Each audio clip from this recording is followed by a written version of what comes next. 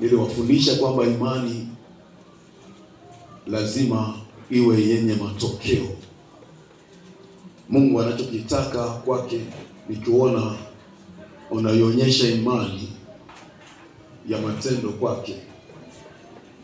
Kuonyesha vile ambavyo unamjua, vile ambavyo unamwamini, vile ambavyo uko tayari kwenda na kutenda sawa sawa na yeye alivyokuita. Watu wengi tumeitwa lakini hatukuwa watendaji. Waitao ni wengi, watendakazi ni wachache. Maana yake imani haina matokeo. Imani sio na matokeo, imekufa. Mungu anachohitaji shambani mwake ni kufanya na kutenda. Hatutambui kwa sura tu, anatambua kwa kazi. Anasema ndiposa kwa matendo na kwa matunda yao mtawatambua. Matunda yanasimama au kazi inasimama badala ya maneno. Mungu anachokitaka, anataka aone kazi. Hataki kuona bla bla za mdomo. Anataka kuona ukimpenda kwa kazi. Bwana Yesu apewe sifa. Anataka aone kazi zinafanyika. Kwa imani isiyokuwa na matendo imekufa. Tunamthibitisha au tunaithibitisha imani yetu mbele za Mungu kwa kazi zetu kwake. Kazi zinazokaa na kuzaa matunda. Hatukuitwa tuwe mapambo. Hatukuitwa tuwe na jina la kuwa hai. Tumeitwa tuwe na jina la kuwa hai na kazi zilizo hai. Mungu anataka utende kazi.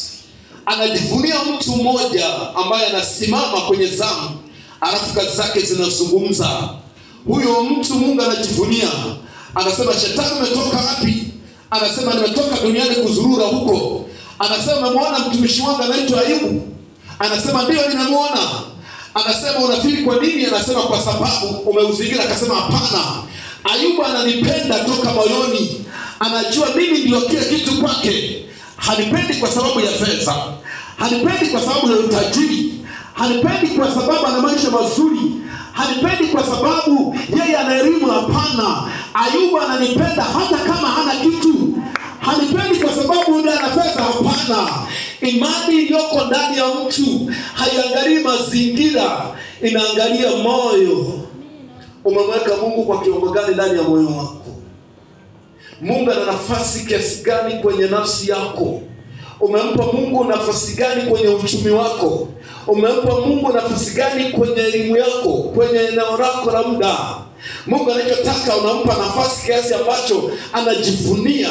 Kwa umemwona mtumishi wangu anaitwa Juma, umemwona mtumishi wangu anaitwa Teresia, anaitwa Atu, umemwona hajafanana na mtu mwingine, maana kazi zake zinazungumza hapa mbinguni. Halo. Mungu sio maneno. Kazi. Tutaangalia mfano mchache. Yakobo sura ya 2 mstari wa 18. Yakobo sura ya 2 mstari wa 18. Yakobo sura ya 2 mstari wa 18. Naam. Neno la Mungu linasema, lakini mtu atasema, wewe unayo imani, nami ninayo matendo. Nionyeshe imani yako pasipo matendo. Nami nitakuonyesha imani yangu kwa njia ya matendo. Nami nitakuonyesha imani yangu kwa kazi unazofanya.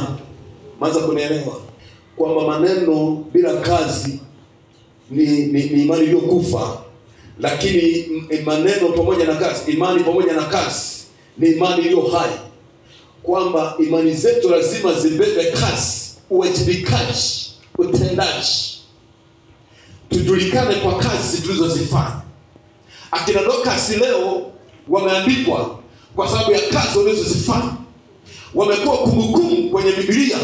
Tunasimulia habari zao kwa sababu ya kazi walizozifanya. Akina Mzee Ibrahim walifanya kazi zao, walifanya imani zao, walimtegemea Mungu kwa sababu ya kazi.